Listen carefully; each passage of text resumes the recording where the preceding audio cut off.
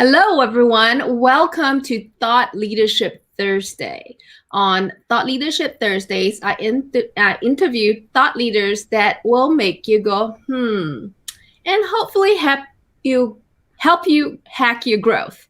Okay. And in today's climate, it's so important to receive these tips to learn how to change your business to be able to compete through these difficult times. Today, we will explore thought leadership that has helped this 50-year-old company innovate into the next leader in ingredient solutions for the baking industry. Let's invite Jeff, the VP of Marketing and Business Development, Mo, the Senior Product Manager, and Alejandro, the baking expert from Bartek. So give me a few moments to help me get these people on, because I am trying my best to work with technology. Hello, everyone. Welcome to Thought Leadership Thursday. Yay! Hi, Lynn. Thanks for having us. Hi, Lynn. How are you? Thank you for joining me. Can your team help explain what is Bartek and what do you do at Bartek? Sure. Maybe I'll take that one to start first. Thank you for Thanks, Jeff. Oh, as we grow in the bakery space, so we appreciate the opportunity to be here today. As you said, Bartek's been in business for over 50 years. We are the world's leader in the manufacturing of malic and food-grade fumaric acid. And we've gone through quite a bit of change in the last couple of years. The company has changed ownership. There's been a significant injection of investment. There's more resources, and we're focused on growth. And bakery is one of those market segments that we've had a long and successful footprint in, mostly selling fumaric acid to tortillas. And what we're here today to talk about is to educate the industry a bit more that fumaric acid is a really good tool to have in the formulator's toolbox in the bakery space, and share a little bit about how we're building off of what we've learned about fumaric acid to some new application areas. Interesting. So what is the next trend that you see in the baking industry? So the trends that we see in the baking industry is that we see a lot of products being launched with cleaner and simpler labels. For example, non-GMO project verified products, organic products, or products that are positioned as free from or better for you. The other trends that we're seeing also is that rise in premium products that with the help of, thanks to the automated machinery, now we could see them entering into the bulk business. And those products are, for example, artisanal breads, flour tortillas. So all these products, because of what the consumers are responding to, are showing great growth. Interesting that you say clean labels. How does your product fall in line with clean label products?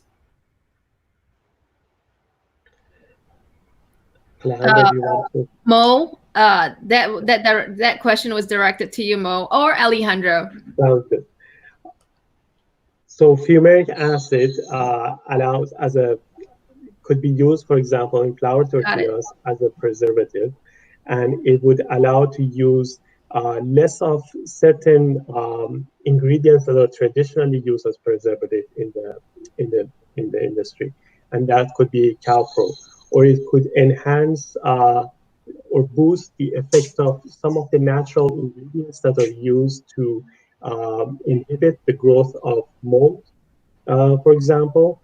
That's how fumaric acid is positioning itself into more natural, or I should say not natural, clean label or free from type of products. So Lynn, if I can maybe expand on that a bit, right? Sure. I think most of the audience, if not all of the audience, understands that there's no definition for clean label or natural. It's really all in the eyes of the customer in terms of what they perceive to be clean label. One of the guides that's often used is things like the Whole Foods no list and the Panera list. And the products that we make, they're not on those lists. So in that respect, that's why you see these products appearing in a wide range of bakery applications, many of which are positioned as appealing to that clean label or cleaner label customer base. Right. So my question is, and I know how fumaric acid is derived, but for the people out there who aren't familiar with fumaric, how do you derive your fumaric acid? The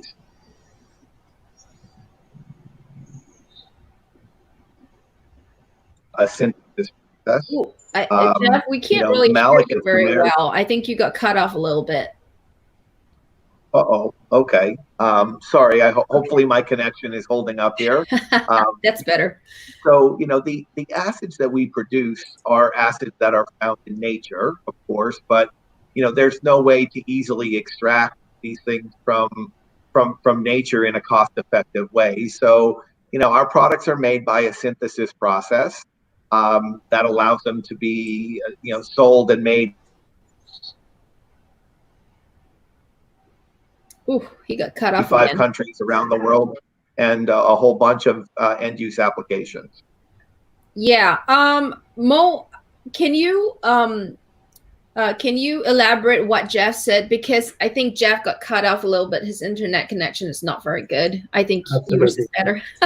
So the process of deriving fumaric acid is a synthetic process. But what Jeff was mentioning is that fumaric acid has both fumaric and malic acid. They present occur naturally in a lot of fruits and vegetables, and these products are used in wide variety of applications, from food to feed to pharma and cosmetic. And so the application is very wide, and they're in the nature.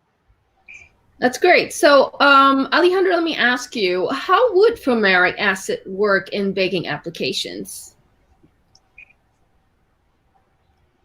Yes. So, fumaric acid is part of a group of common ingredients called organic acids, and these are ingredients used commonly in the foods and beyond. Now, among the organic acids used in food, it is one of the most, if not the most effective in terms of the acidification power versus the amount added. So lower doses gives you more bang for the buck, so to speak, and that's always good for bakers, right? Thinking as a start on costs before other considerations. Has very unique properties in terms of how it delivers that acidity due to its profile of solubility and dissolution. This gives it a very unique functional advantage in applications like tortillas. Many people related to that business knows in your audience that it's very well positioned for many years, even back during the dawn of that industry, the industrial tortilla industry in the United States and other parts, going back 40.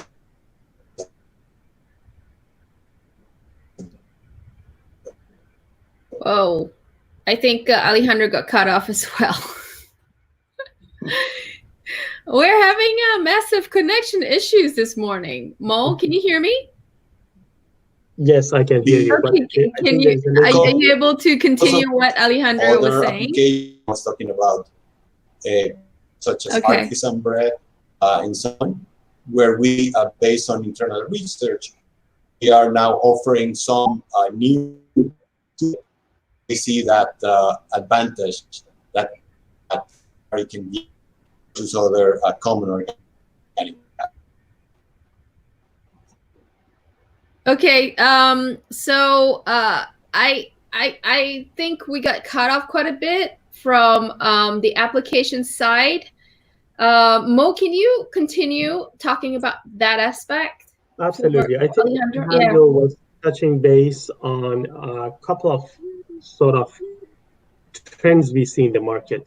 One is the rise of premium varieties of bread products, namely artisan bread. The other one is flour tortillas, for example, that is growing massively, especially in North and South America.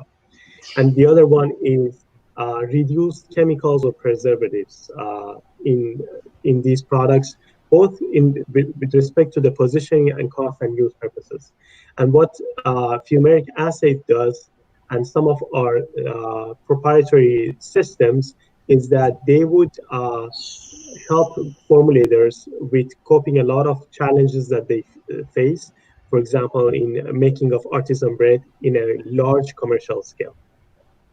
Okay, and how would you use fumaric acid in that aspect? Do you have a new product that that has that application? We do have two products that we have recently launched. That's Uphold and Upscale. So the function of Uphold is in pan bread buns, and what it does, it actually limits or minimizes the amount of mold inhibitor, whether in form of calpro or in form of natural mold inhibitors, to be used. So the value props are basically reducing the cost and use, and as well as reducing something that is not perceived as a clean label ingredient like calpro. The other product we have is Upscale, and Upscale again has fumaric acid as a constituent in it, and it helps with the porosity of artisan bread products. Now that is interesting when you talk about porosity, and as we know, certain acidic acids conditions improves the porosity, making cells bigger. Now, is this just with the fumaric acid part, or is it a system that you created? It's the combination. Alejandro can elaborate more, but it's a combination of all the constituents in the system that create this effect. Great. I hope Alejandro can explain a little bit more on that. I think his internet connection is not very strong.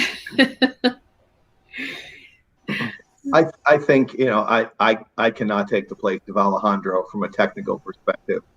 But the, you know, some of the observations that we made were really unexpected, right? We saw, in addition to porosity, we saw some height benefits. We saw some other textural benefits. We saw some sensory benefits in terms of the eating.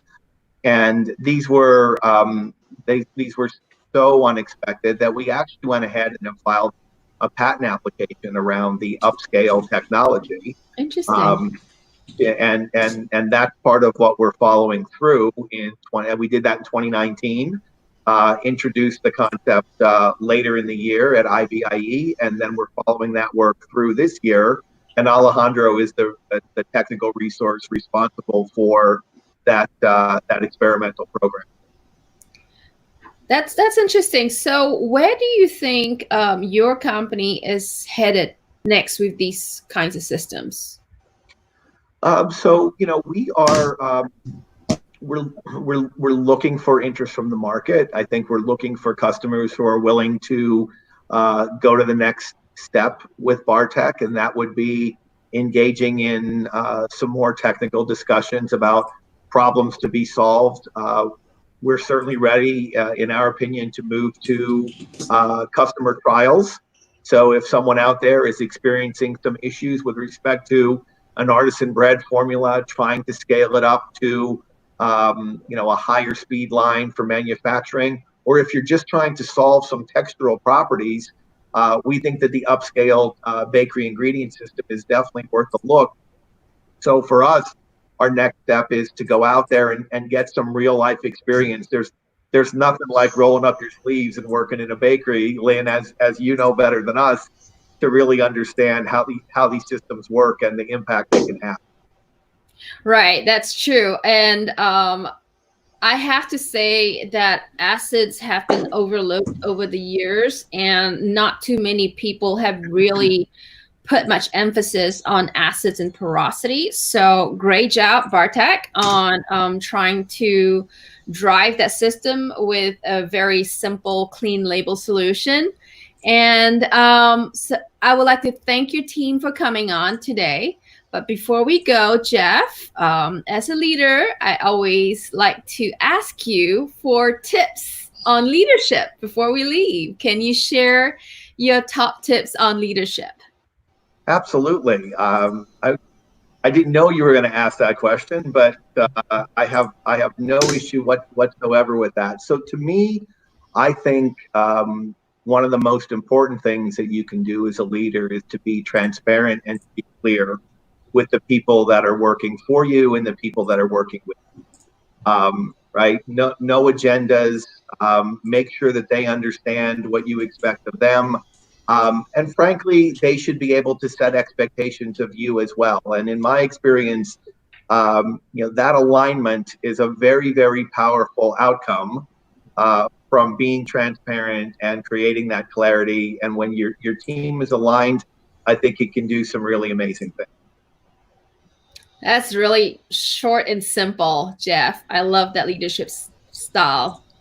Thank you. I appreciate it. Just like fumaric acid, short and simple, right? There you go.